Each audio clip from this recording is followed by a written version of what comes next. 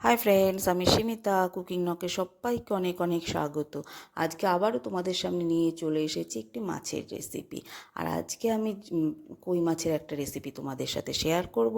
আর আজকে আমার রেসিপি হলো তেল কই। আর এই তেল কই বানানোর জন্য দেখো এখানে আমি কই মাছগুলো কেটে ভালো করে ধুয়ে নিয়েছি। এবার এর মধ্যে দিয়ে দিচ্ছি 1 চামচ হলুদ গুঁড়ো আর দেবো সামান্য লবণ। দেখো সামান্য লবণ দিয়ে দিলাম। এবার এটাকে মাছটাকে আমি ভালো করে মেখে রেখে দেব। এখানে একটা কড়া বসিয়ে দিয়েছি, কড়াতে আমি তেল দিয়ে দিলাম। পুরো রান্নাটা কিন্তু আমি সর্ষের তেলেই করব। তেল আমি দিয়ে দিলাম কড়াতে, তেলটা গরম হয়ে গেছে। এবার এর মধ্যে দিয়ে দিচ্ছি তেজপাতা, জিরে, ছোটো এলাচ আর দারচিনি, ফোড়ন দিয়ে দিলাম। দিয়ে এবার এটাকে একটু আমি ভালো করে ফোড়নটা ভেজে নেব। দেখতেই পাচ্ছ এটা আমার ভাজা হয়ে গেছে।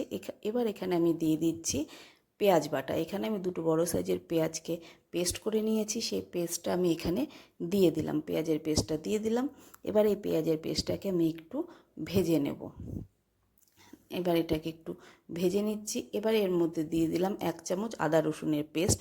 এবার এটাকে আমি ভালো করে একটু ভেজে নেব। দেখো এটা ভাজা হয়ে গেছে। এবার এখানে আমি দিয়ে দিলাম টমেটো আর কাঁচা লঙ্কা। আমি একসাথে পেস্ট করে নিয়েছি, একটা বড় সাইজের টমেটো আর কাঁচা লঙ্কা, সেটা আমি এখানে দিয়ে দিলাম। দিয়ে এবার এটাকে আমি ভালো করে কষিয়ে নেব। দেখতেই পাচ্ছ মশলাটা কিন্তু আমার ভালো করে কষানো হয়ে গেছে।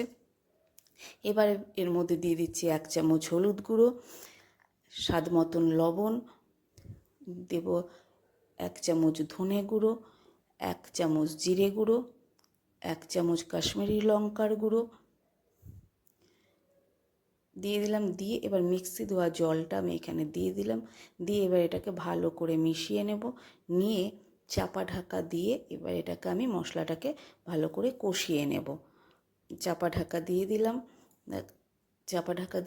দিয়ে এবার মশলাটাকে আমি ভালো করে কষিয়ে নেব। দেখো মশলাটা কিন্তু আমার ভালো করে কষানো হয়ে গেছে। দেখতেই পাচ্ছ তেলও ছেড়ে দিয়েছে। দেখো খুব সুন্দর কিন্তু আমার মশলাটা কষানো হয়ে গেছে। এবার এর মধ্যে দিয়ে দিচ্ছি যে মাছগুলো আমি মেখে রেখেছিলাম, সেই মাছগুলো আমি একটা একটা করে এর মধ্যে, এই মশলার মধ্যে সাজিয়ে দেব। এখানে আমি কাঁচা মাছটাই রান্না করছি, তাহলে টেস্টটা খুব ভালো হয়। দেখো মাছগুলো সব দিয়ে দিলাম এর মধ্যে। আমি সমস্ত মাছগুলোকে আমি এর মধ্যে মশলাটার মধ্যে সাজিয়ে দেব। দিয়ে এবার চাপা ঢাকা দিয়ে আমি এটাকে একটু কুক করে নেব 10 মিনিট। দেখো 10 মিনিট পর ঢাকাটা তুলে দিলাম। দেখতেই পাচ্ছ মাছটা কিন্তু একটা সাইড সেদ্ধ হয়ে গেছে। এবার এগুলোকে আমি উল্টে দিচ্ছি, সব মাছগুলোকে আমি উল্টে দিচ্ছি। একটা সাইড সেদ্ধ হয়ে গেছে। এবার দেখো খুব সুন্দর তেলও ছেড়ে দিয়েছে। এবার এই মাছগুলোকে আমি উল্টে দিচ্ছি, খুব সাবধানে উল্টে দিচ্ছি, কারণ না হলে ভেঙে যেতে পারে। দেখো সব মাছগুলো কিন্তু আমি উল্টে দিলাম। দেখতেই পাচ্ছ সব মাছ। এবার আবারও ঢাকা দিয়ে আমি 5 থেকে 7 মিনিট কুক করে নেব। দেখো ঢাকাটা সরিয়ে দিয়েছি। দেখতেই পাচ্ছ মাছটা কিন্তু খুব সুন্দর কুক হয়ে গেছে। দেখো ভীষণ সুন্দর কুক হয়ে গেছে। দেখতেই পাচ্ছ মশলাটাও পুরো কষানো কিন্তু হয়ে গেছে। দেখো খুব সুন্দর কিন্তু মাছটা সেদ্ধ হয়ে গেছে।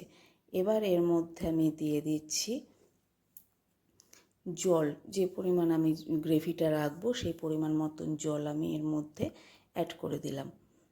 দেখতেই পাচ্ছ জলটা আমি অ্যাড করে দিলাম। এবার এটাকে মশলার সঙ্গে জলটাকে ভালো করে আমি মিশিয়ে নেব। দেখো খুব সুন্দর করে কিন্তু আমি মিশিয়ে নিচ্ছি, পুরো মশলার সঙ্গে জলটাকে ভালো করে মিশিয়ে নিলাম। এবার দিয়ে দিচ্ছি সামান্য একটু চিনি, তাহলে স্বাদটা ভালো হবে। যেহেতু টমেটো দিয়েছি স্বাদটা একটু ব্যালেন্স হয়ে যাবে। সামান্য একটু চিনি দিয়ে দিলাম।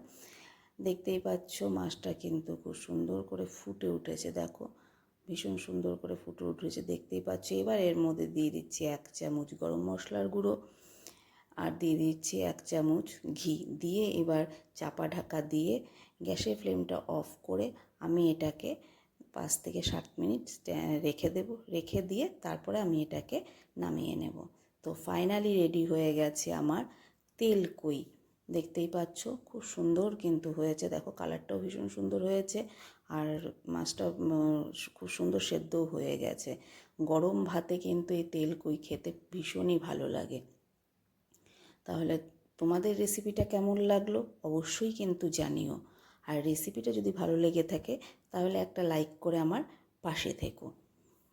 চলো তাহলে আজকে এ পর্যন্তই। আবারও আসবো অন্য কোনো দিন অন্য কোনো একটা রেসিপি নিয়ে। আর তোমাদের সবাইকে বলবো এই রেসিপিটা একবার অন্ততপক্ষে বাড়িতে ট্রাই করে দেখো, ভীষণই ভালো হয় খেতে। সবাই ভালো থেকো, সুস্থ থেকো। চলো তাহলে, টাটা।